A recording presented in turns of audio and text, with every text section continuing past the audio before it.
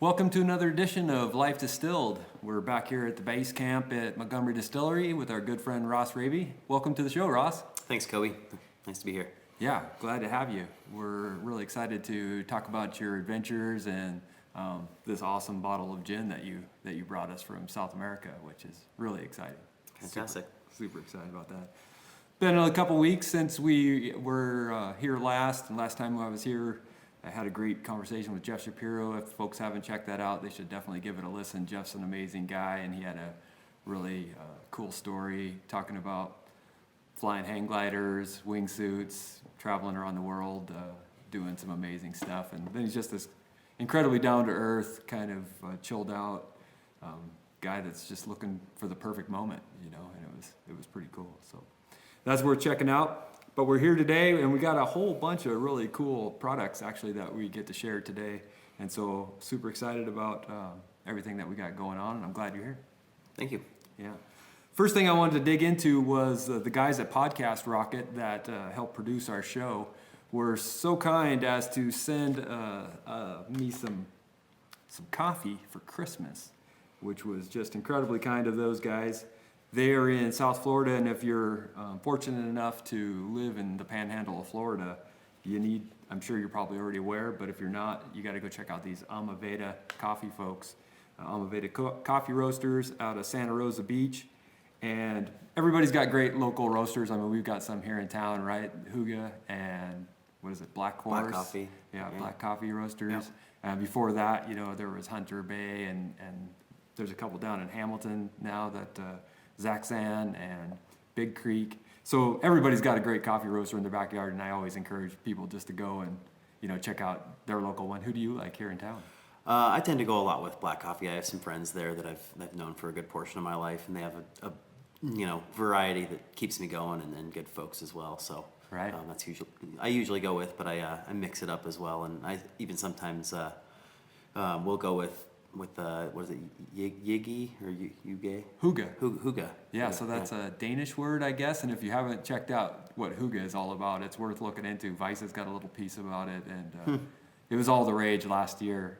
This philosophy of Huga from Denmark. Very good. Yeah, and so those guys, that's kind of what they branded their coffee around. And I've had their coffee. Actually, my boy picked me up one at gymnastics. They were doing Huga does a lot of fundraising for folks, so they'll brand a bag of coffee for whatever thing people are trying to fundraise. Cool. Ryan, who was on this program before, he did one for this dog he was helping.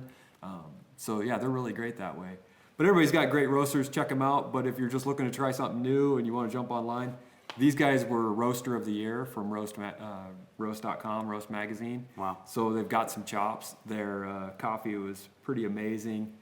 Their story is great. They're really supportive of organic coffee farmers and sustainable practices in the coffee business. And I really enjoyed their coffee.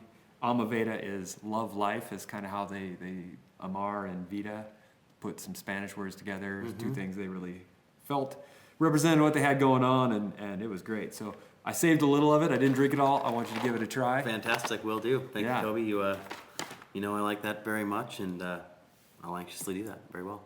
Yeah, good stuff there. Want to introduce you a little bit. So you and I met previously through some work in fire management, and just tell us a little bit about yourself. You're a local here to Missoula? Yeah, I've lived here since 1989, but my family's all, both sides, folks and or mother's and father's side have both been around the Missoula area for a long time. I've been here the whole time I've went to school. I went to college here. Everything in between. As you mentioned, I've done different levels of fire management here as well over the last 10 years or so. So yeah, I've been in Missoula since the late 80s, the better portion of my years. So I like to, I'll pick on you a little bit, Ross, and I'll say that you're kind of like what I say is the epitome of Missoula. So the example being, the key thing about that being, you can't find a good reason to leave. Right. It's so great here that you're just like, okay, I go other places, and then I go, okay, how does that compare to Missoula? Yeah, I think I'll stay in Missoula. Yeah, and I'd go back to kind of you mentioning this place being the base camp. I kind of refer to Missoula that that way. Doing fire as a seasonal gig, as I think we'll probably get into a little bit further. But Missoula's just always been a great place for me. Lots of culture. I spend a lot of time outdoors and having the family here, all that. It's great. But like you say, you go other places, it's great, but it's tough to beat. If you can find your way here, then why not?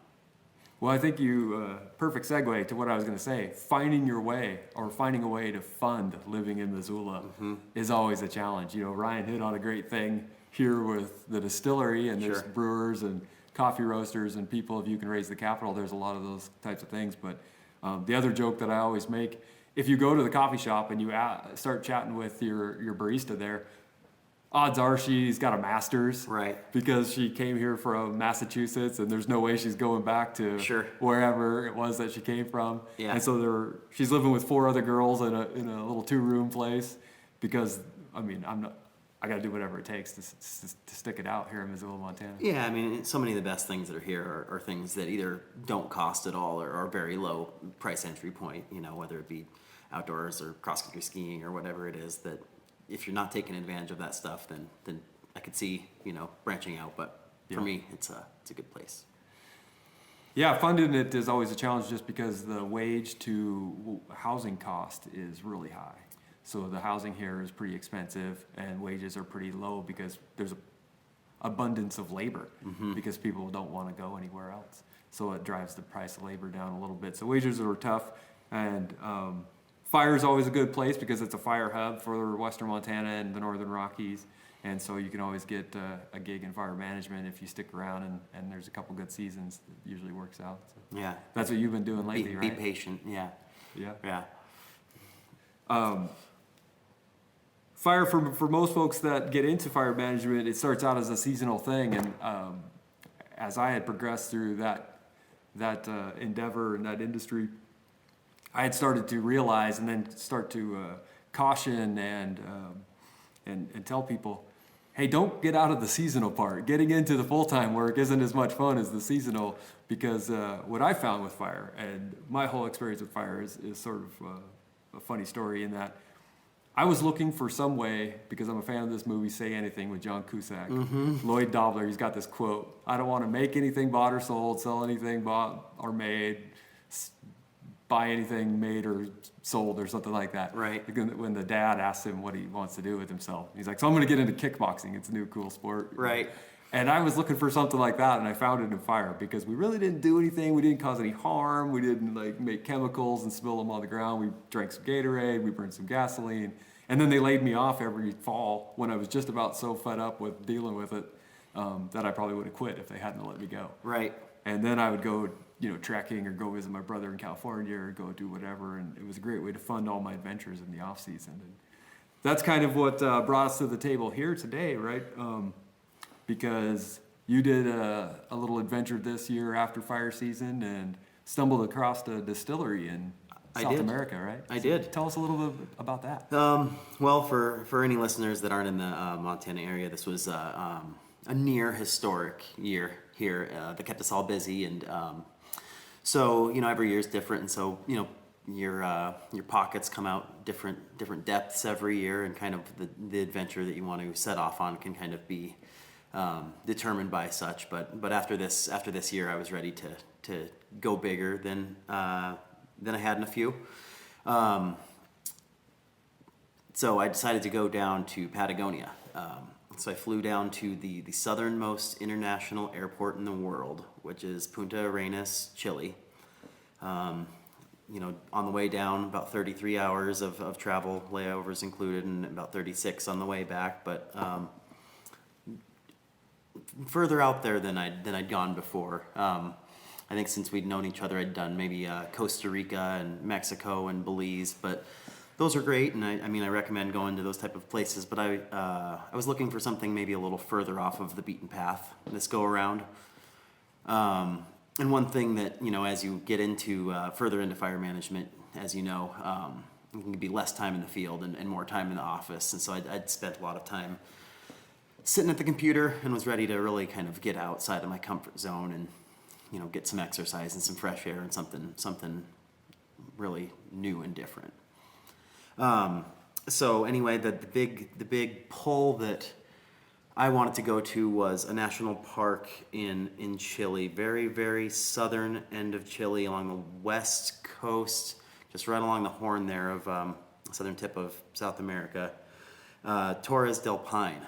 And it's a spot that about a decade ago was kind of off the major travel grid, if you will. It's something that the word hadn't gotten out to as many folks, but it has now with the modern internet and all these travel shows and different things. The light's kind of been shown on it, so made my way down there, and then actually it was a really up and down experience. Something that first off, it was my first time ever traveling by myself. I'd always gone with my girlfriend or family members or other things. So this was the first time just really setting off into the world on my own. So I get down to Chile, and first hostel I go to, which I spent every night I was there in hostels for the most part. They asked me when my reservations were for the trek I wanted to go on, the W trek, and I didn't have any. And so they more or less told me that all of these are booked 4 to 6 months out ahead of time, booked solid. So I'd just flown over 7,000 miles to do something that it was shaping up was maybe going to be more difficult than had hoped. So I actually just kind of made myself a little portable picnic, got myself, lots of good wine down in Chile and Argentina. So I got myself a nice bottle of red, threw on a good mix of music, and kind of just went walking down along the Strait of Magellan. I mean, you're right up against it there, and you can't see it or anything, but just across the water from Antarctica. And so I go down there, and I'm kind of in a little bit of a dark spot, not knowing quite where this adventure's taken me, and thinking if maybe I need to change locations or plan on doing something different. But I decided to go swimming in the water, which freezing cold Antarctic melt water. And so it went in, submerged, swam, made it probably 10, 12 seconds, and I was out of there. And there was the local 4 folks sitting there kind of playing some local music and stuff, and they had their couple of beers as well sitting on the docks, and I got to chatting with them and stuff because according to them, they hadn't seen many folks go swimming in these waters. This wasn't water that you normally get into intentionally. Right. And, after visiting with these guys and kind of, me practicing my Spanish and then practicing some English with me and having a good time, it turns out that one of the individuals worked at the company who I needed to make the reservations through for the trek that I wanted to make. And so It's one of those times where right as someone says a sentence, it you feel it click. Uh-huh. Good deal. So, without making it too long-winded, ended up hanging with these guys for a couple of days until there was a window and a reservation, and then they made it happen for me to do a 4-day, 3-night trek through the Andes in Chile, in Torres del Paine. Amazing. Yeah. So when you were doing this trek, was it supported? How were you camping out? It was not supported, but you did camp from pre-planned location to location. I had my camping gear with me. They had a lot of rentals. Most people just kind of hiked with their water and things, and then would kind of have stuff set up for them. But I had all my own things. So the first day was we hiked into a big glacier lake, Glacier Gray. Fantastic. The second portion of it, you kind of go up into a very large, wide open valley with glaciers and avalanches and dramatic peaks. I mean, I believe the term that we used earlier when we spoke is kind of like almost the mountains from like Middle Earth or Lord of the Rings. That really dramatic, sharp marble mountain landscapes, and then ending with a night hike into the famous Torres del Paine, the namesake of the park. They have 3 towers and a glacial lake right at their base. And kind of one of the big draws that folks will do is start hiking in the middle of the night, hike about 4 or 5 hours up the ridge, and then you get to the lake, and then you watch the sunrise, and then the sun colors kind of come to life on the marble there. So Outstanding. yeah, and then hiked out and back to town. Right. How did you come to find Last Hope Distillery? So the closest town to Torres del Paine is Puerto Natales, Chile, and this is the same town where I was at the docks meeting with these folks and trying to figure out my way. And anyway, just where the bus, I didn't have a rental car. I just bussed everywhere I went, or taxi or whatever. But the bus station, I just walked towards my hostel.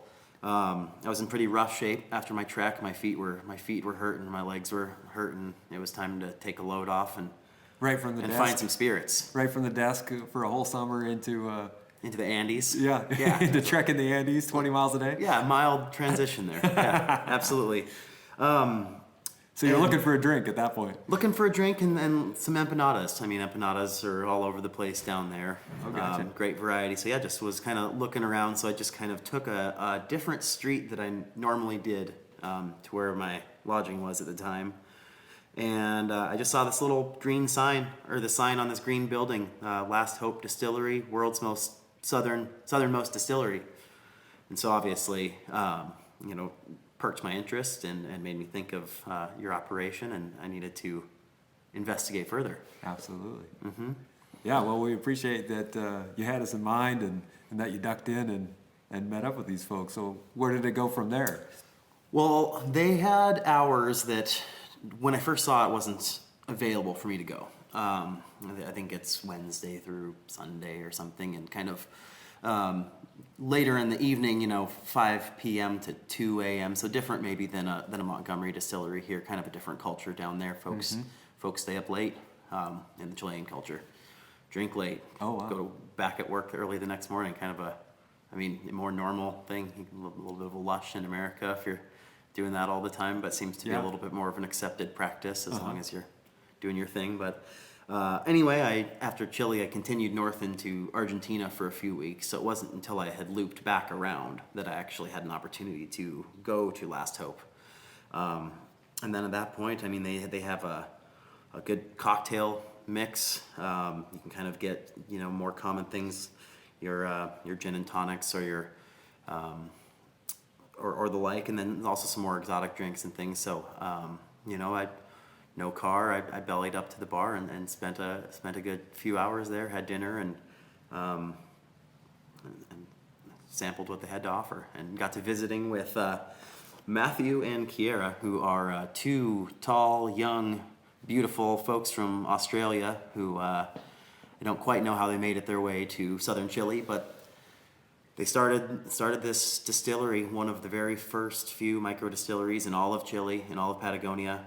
At least all of Patagonia, maybe not Chile. I believe Patagonia is what he said. But and what was really interesting about when I met these guys, I met them that night, and business was booming. They had a full house and pouring lots of drinks for folks. And I mentioned to them interest in doing some sort of something for MicroShiner and scheduling maybe a little bit more in depth of a tour. You bet. So the next day, we scheduled a tour. That day was their 4-year presidential election for Chile, and they have a law that you can't sell or consume any alcohol of any kind until 8 p.m. that day when the results have been released and things. Gotcha.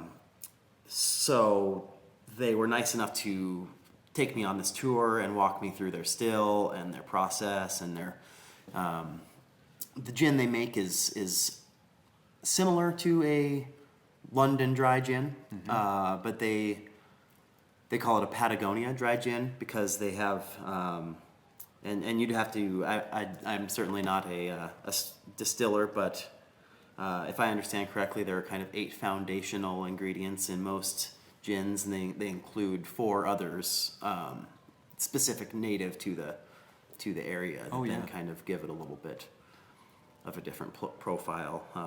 including like yerba mate, Uh-huh. and these maki berries, kind of similar to almost like a currant or something. And then in addition to, juniper. The juniper and yeah. Yeah, so Well, I think we ought to give it a sample ourselves. absolutely. So I wanted to take a real quick, brief moment here and talk about this great tasting glass that we're going to use to sample the gin. We got this from the folks at Neat Glass, and this is the Neat Glass, scientifically engineered to be an exceptional way to nose and sample spirits. So we're going to give it a nice test run here with some of this Last Hope gin, which I'm really excited about.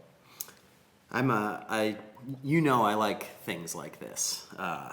Right when I sat down, you gave me this little informational kind of sheet here with some of the testimonials from it appears some pretty highly thought of mixologists from around the nation, and kind of more towards what you might traditionally see with folks with wine. Before they pour and taste, kind of get that real flavor profile. Seems like this style of glass is going to allow us to bring that service into the spirit medium.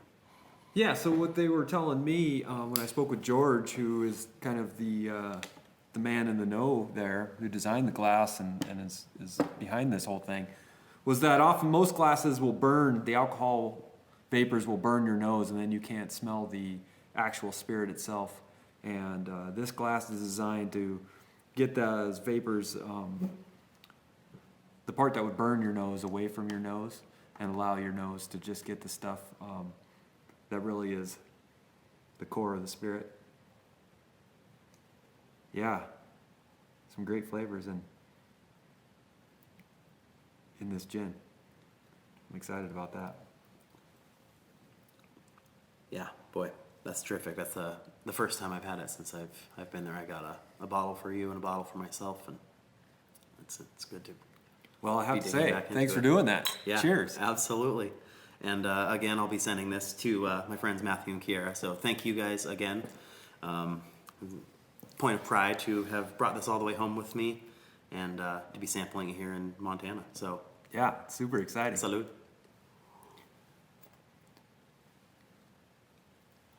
Anything else on the Last Hope you might want to share, Ross? I have to be careful because I don't know too much about the actual science of the process. But they had what I believe is a London copper still, if I'm recalling correctly.